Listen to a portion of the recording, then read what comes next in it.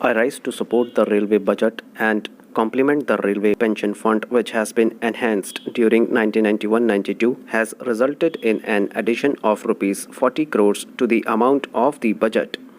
It is really an excellent measure. 16 new lines have been introduced and 277 kilometers have been targeted for opening before March 1992. Further program for opening new lines in 1992-93 is totaling to 364 kilometers. Altogether, 16 new lines are going to be introduced. Madam, introducing land management is also a correct step. Target track renewals for a distance of 300 kilometers have been introduced. Priority is given to railway electrification with the target of 3,500 kilometers in the 8th plan. New schemes for electrification of about 1,500 route kilometers have been included in the budget. Exemption has been given altogether for several essential commodities from increase in freight rates. The Honorable Minister, the Prime Minister, and the Deputy Chairman of the Planning Commission shall have to be complimented for their progressive policy, deciding that the entire country should have one gauge. That is why the conversion of meter gauge to broad gauge has been introduced. This is a very correct measure. This will promote the backward areas and simultaneously provide employment to the poor and the needy. I would like to remark that the conversion of narrow gauge in the most backward area, that is Kolar district of Karnataka, has not been included. I do not know why the minister is giving it a stepmotherly kind of treatment. Kolar is a backward and drought-prone area. The minister has taken measures to see that there is only one gauge throughout the country, that is the broad gauge, and yet he has neglected this particular narrow gauge line. I hope the minister will kindly consider this aspect and see that this will be converted into broad gauge line. The rise in fare and freight charges is not high when compared to the previous budget. The budget has in fact taken care of the poor and the ordinary classes passengers. There is criticism that the increase in fare and freight charges is steep and is not in the interest of the rail user. The second class compartments and sometimes even the first class compartments are very crowded. Drinking water is not being provided. The toilets and bathrooms are not clean. The railway authorities should pay more attention to the basic requirements of the passengers. The food that is being supplied is not at all good and hygienic. It is very often cold and exposed, let alone the taste of food, which is very bad at times. Care must be taken by the management to provide good and hygienic food. The Honorable Minister has been kind enough to supply hot and hygienic food to the members in the Central Hall and in the Parliament.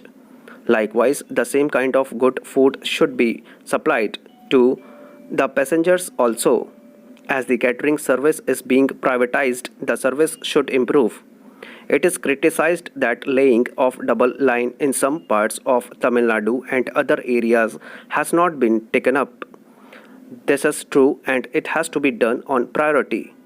I suggest that new lines should be laid and the narrow gauge and the meter gauge lines should be converted to broad gauge lines. The workers all as well as people suffer when funds meant for conversion are not released. This is especially so in the case of Konkan Railway and Mysore-Bangalore route. Anyway, this budget has sought to provide employment opportunities to the downtrodden people. It contributes a great deal for the development and growth of the country. The railway stations need to be properly equipped so that proper catering services are maintained. A lot remains to be done as far as leakage of revenue is concerned, whether it be in the passenger line or in the transportation of goods. This will also help in improving the economy of the railways. Steps are also to be taken to maintain safety and security of both the passengers and the goods. Important officers like chief engineers and other officers should also be instructed to arrange meetings and discussions with the local leaders and social workers so that they get acquainted with the problems faced by the passengers. Punctuality should also be maintained strictly. Wagons should be made available for transporting perishable articles like vegetables, potatoes, tomatoes, and mangoes. Their services and their dues promotions should be safeguarded.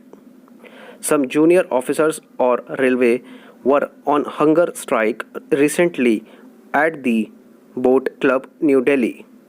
Equal pay for equal work and to promote officers who were denied their work right, whether on percentage basis or otherwise, as against the direct requests were their demands. When they were on hunger strike, they were not called for the negotiations. This statement is a brief report for the information of Parliament on my visits to the US in May 1964 and the USSR during August-September 1964.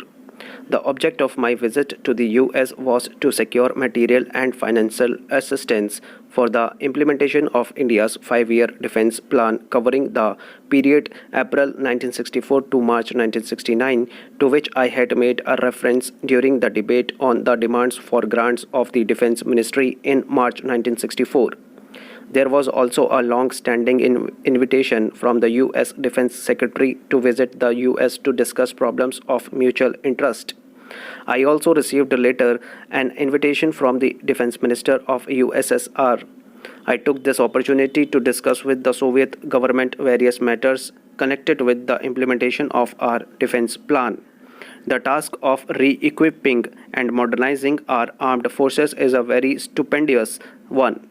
In order to ensure systematic development of our defense potential in the light of the threat facing the country earlier this year, we prepared a 5-year defense plan. The programs of modernization of the defense forces and improvement of facilities for logistic support of the armed forces would call for additional outlays on defense. The increase in terms of internal resources will be of the order of about 10 to 12% over the current level of defense expenditure. But the total requirement of foreign exchange for the defense plan has been assessed at about 3 times the normal allocations which can be made to defense from our own export earnings.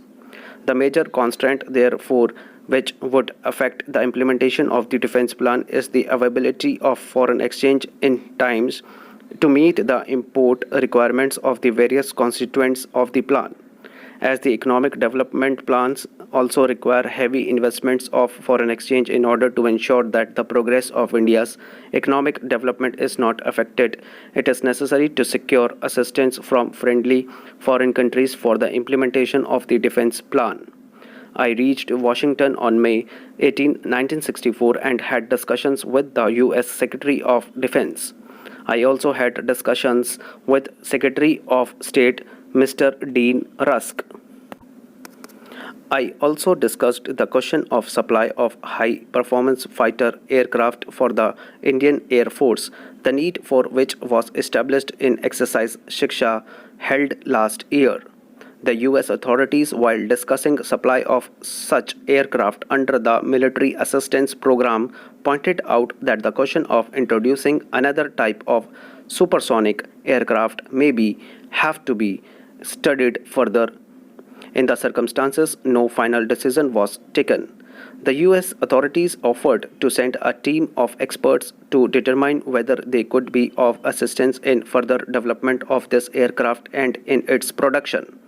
The team has since visited India and has submitted a report which is under examination.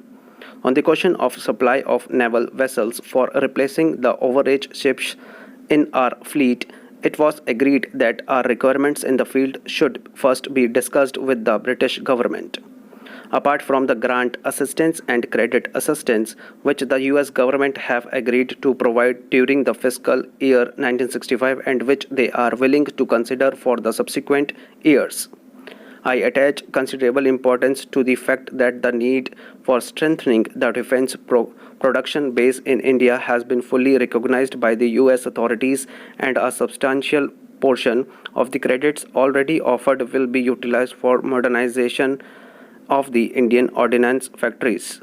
During my stay, I visited a number of defense installations and training establishments in the US. On hearing of the sudden passing away of Mr. Jawaharlal Nehru, I cut short my visit in the US and returned to India on May 28, 1964. A meeting with President Johnson scheduled for May 28, 1964 could not take place. As honorable members are aware, we had concluded an agreement in 1962 with the Soviet Union for establishing production of MiG-21 fighter aircraft. While we have proceeded with civil works and preparation of project reports, it was found that there were several important fields not covered by the original agreement in which, without additional Soviet assistance, it would not be possible to establish early production of the aircraft. It was also our intention to explore possibilities of securing assistance in respect of certain other equipments included in the plan. I reached Moscow on August 28, 1964. I had discussions with the Soviet Defense Minister and senior members of the State Committee for Foreign Economic Relations. I had also discussions with the chairman, Mr. Khrushchev. These discussions were most cordial.